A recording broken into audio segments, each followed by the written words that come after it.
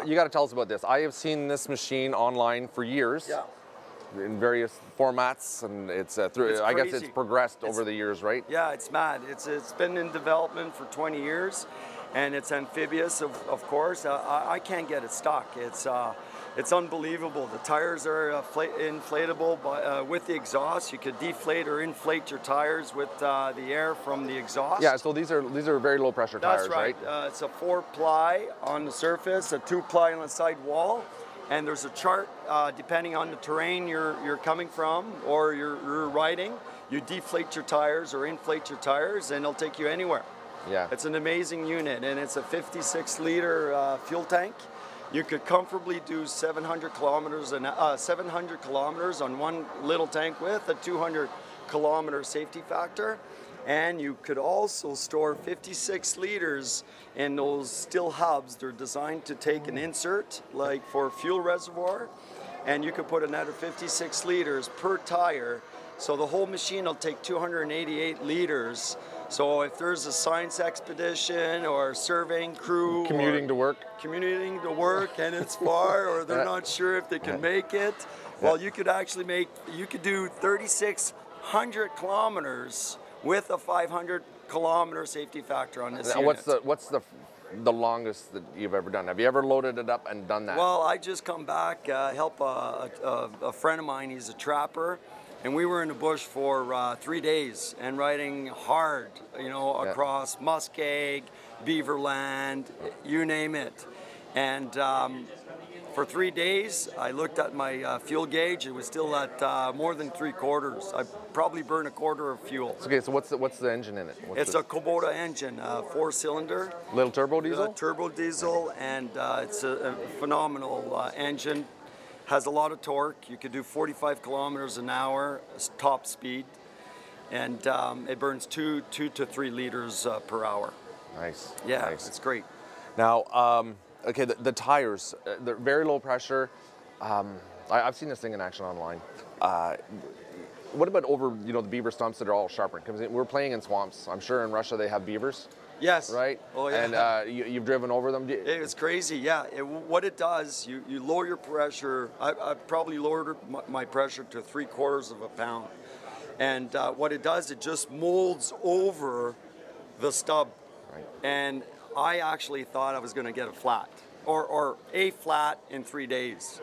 And I was just nervous to go over them because my friend, the trapper, he says, "You're not going over that, are you?" I said, "Yeah, let's do it. Let's do it." And couldn't believe it. Yeah. They destroy couldn't believe it. Just molds right over it and it hugs it. Yeah. And you can't fly through them, of course, but you could crawl right over them. Yeah, unbelievable. I have a skidder and they destroy skidder tires. Yeah. I get caught in there and rip them right off. Now, for low pressure tires, I have seen, when somebody says something is unstuckable, I always usually say, you know what, I can get it stuck. But I've seen this thing in action, and I haven't seen anything yet where you could get this stuck. Yeah, you're welcome. I haven't yet. I'm sure you could. Well, I haven't seen it. Yeah. And you're welcome to come on our track in Coniston. We have an advanced track in Sudbury, Coniston. Yeah. And I'm going to give you the land. I'm going to say, Louis. Yeah. Well, if you're ever coming through the Ottawa kind of area, yeah, we will. I've got it at my proving grounds. Okay, great. 300 so I'll acres. bring it over, and we'll have fun for the day or for the weekend. We can set you up. We can set you up. Okay, so the inside. You'll do the driving. You'll do the driving, and I'll just stand and relax. You bet. Enjoy the ride. I'm into that. Now, tell us about the inside. Looks very cool. Hey, are those? Do you hang shotgun? Well, that's you put shotgun shells in that? Well, you could do that. You can't leave them in a vehicle. No. But there's hunters that love them because you could put your shells, your 410s or your 12 gauge cartridge. Yeah. Easy to grab, easy to store, nice and clean. But it's also used as a tackle board. Yeah. When you tack everything out. So you want to hang wet clothes. You want to. Whatever, you want to hang a hammock on these eye bolts up there and sleep, but actually you could sleep in the back comfortably. Yeah. It'll be great to hammer your guns on there, or your fishing rods. It's like a tack board. You could, yes, exactly. Hang your fishing rods, hang your clothes, anything, your lunch. You know what I would do? I just built a 6-man goose and duck blind, the floating blind. It's huge. It's as big as your booth. And wow. well, That's it's crazy. just about 16 feet long, and Okay. big outriggers off it, and we can. Okay. Yeah, it's pretty fun. I would. Can you open the roof? Can you put a hatch in the roof and hunt out the top of that? You can just drive this right into a pond. Yeah, let me show you something. Actually, you don't have to. You could. You know, by law, you're not supposed to do that, right? Well, that's okay. What if you anchor it? Yes, you've got to anchor it. That's right. And you open this latch, you go on your seat. Bang! Bang! Bang! Bang! Bang! Bang! Bang! Bang! Okay. There you go. Now, if that were me, I wouldn't have hit anything, right? Or you could skid shoot. Yep. You know, this is really cool. So it's driven with the levers. Yes, it's hydraulically skid steer. Skid steer. And it has has some chains on each wheel, right, Devin? My technician will probably tell you more of the mechanism. So it's a standard. In here, yeah, it's a standard five speed. We have a heater right here, storage right here. We have a heater there just in case your girlfriend or your wife gets a little bit cold. You can warm her up. Plus, you're saying men don't get cold? Oh yeah, men get cold. Yep. Men get cold, but my wife likes the heat. Sure. That's why, So this obviously is all waterproof. It's got seals all the way around it. Yeah. We have this front door. You could walk onto this little door right here. Step like this, without the step. You know, of course you need, but you could lower the tires right down, so you're stepping only like 18 inches. You know, right now that's like 2 feet. How long does it take to inflate the tires? 27 seconds. 28 from seconds. flat? 28 seconds from flat, yeah. Well, because it's the exhaust. Yes, it's running off the exhaust. It works off the exhaust. So there's a valve. Yep. You have your switches here. So let's say their switches fell. No problem. Easy fix. You grab a rag, grab a piece of wood in the bush, plug the exhaust manifold, and you'll push the air right back into the tires. It's an easy fix. It's unbelievable. So what's the structure? Well, what's it made out of? It's a aluminum body from this point approximately, and steel frame on the bottom. Right. So you got some strength. You could tow. It's your ballast. Our friends, you'd need some good ballast with that, right? You would need some good weight down low with That's right. With those buoyant tires. Right. That's right. Yeah. So let's say you're in a jam and you're in a bush and there's no access to a road, but you see some trees in front of you, and as long as the tree could bend, you could plow right through it, and that's what this is designed to do. So if the tree's a little bit big, you're going to be like this on 80-degree incline, so you back up really slow so you don't roll. So I don't see a winch on it. No, there's no winch. We could design you a winch, but we haven't used it, or used a come-along or a chain block. Yeah. So we do design winches for this unit, and we could sell you a winch for this unit, but I don't promote it. Yeah, you know, it doesn't make sense. The wheelbase is so short. Like, I mean, the distance between the tires is so narrow that, I mean, the only really thing that I could see happening with something like this would be getting hung up, right? But since the wheelbase is so short, that's really difficult to do, right? Yes. It'll just pivot around and you're right. You know, if you don't see a log in the water and you're going through swamp, and you climb over it and it hungs you up, you could get stuck. Yeah. You'll probably, play with the levers for half an hour, but within 45 minutes you'll be out of there. Yeah, and if you just got to grab it properly. If you shifted some weight in it, you could probably maybe lower a corner. I don't know. Yeah, I think so. I think I'm trying to sell this for you. No, I agree. You're teaching me, but yeah. Well, we do a lot of off-roading, and I've done it. Like I grew up in the three-wheeler era, and then my first vehicle were Toyota Land Cruisers, and I've owned about 40 cruisers, modified them highly, and played with everything off-road. I love Land Cruisers. It was awesome. Always looking for that better kind of mousetrap, turbocharging and lockers and air compressor systems and whatever you can think of. And I always sort of had my mind on something like this. And this kind of, I mean, obviously you can't drive it on the road. You're not going to put license plate on it. The Land Cruiser you can drive from destination to destination, but you can't do what this is going to do. Yeah, well, there's always a good application for a Land Cruiser or for a Sherp. It all depends what you want. They're both phenomenal piece of equipment, you know. So I fell in love with the Sherp. Well, I know. I got Sherp fever, actually. It is pretty cool. I love the look of this thing. Now in the back, it's set up. What, bench seating? Yeah, bench seating. Yeah, I'll take you. You want me to show you? Well, you can. Well, where are you? So you can sit. Can I actually crawl on this, or is that a little? Yeah, you can stand on it. You can fish from it. You can do whatever you want, and you can sit. You know, comfortably four men on these cases. Okay, so these cases. It just comes with a unit. It's with the Sherp Pro. They come with the unit. We have a center storage in here where the toolkit is, and they'll give you a full toolkit to be able to take this machine apart with spare links on the chain. But the links of the chain are actually very wide and durable. Yeah. Is there what's the maintenance on the chain drive system? Devin, my mechanical. Okay. Devin, what's the maintenance on the chain? It's just an adjuster on the chain links, right? Typically, how long are you going to get at it? Devin. Come on over here, Devin. Yeah. So look, I'm going to show you. Look at While you talk, I'll sleep. So typically, how long are the chain? Is the like? Do you have to replace the chain? About every 5 hours for the first 20-hour braking period. You should check chain tension to so they stretch. Right. And then after that, every about 20 hours, 10, 20 hours. Okay. And how long would a chain last you? Well, actually, we have 200 hours warranty on this vehicle. Okay. Or 1 year, which comes first.